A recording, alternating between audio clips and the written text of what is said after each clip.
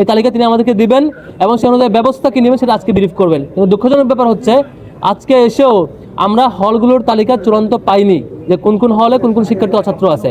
এবং সবচেয়ে দুর্ভাগ্যজনক ব্যাপার হচ্ছে হলের সিট দেওয়ার জন্য যে সিট প্রণয়ন নীতি সুনির্দিষ্ট নীতিমালা দেওয়ার কথা ছিল সেটিও চূড়ান্ত করেনি।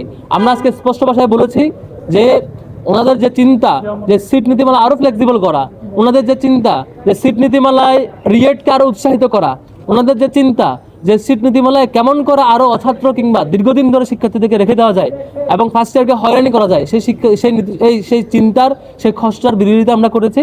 এবং আমরা আমাদের চরম বিরোধিতার প্রেক্ষিতে শেষ পর্যন্ত প্রভিসি একাডেমিক এবং বিসি স্যার দুজনেই বলেছেন আমাদের নীতিমালা প্রস্তাব করতে। আমরা আপাতত মৌখিকভাবে বলেছি, পরে লিখিতভাবে বলবো।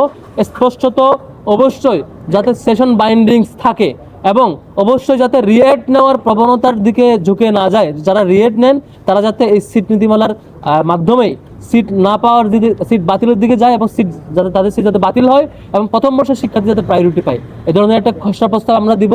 আশা করি খুব দ্রুত সেই প্রস্তাবিত, আমরা আপাতত মৌখিক প্রস্তাব করেছি।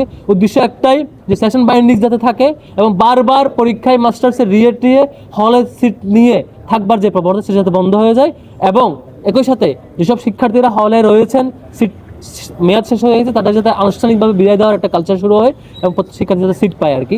আমরা আগামীকালকের মধ্যেই আমাদের ডাকসুর দিক থেকে লিখিত একটা প্রস্তাবনা দিব সিট নীতিমালা কেমন হওয়া প্রয়োজন, কেমন করে নীতিমালা থাকলে রিয়েট নেওয়ার প্রবণতা থাকবে না এবং প্রত্যেক শিক্ষার্থী নিয়মিত শিক্ষার্থী থাকবেন।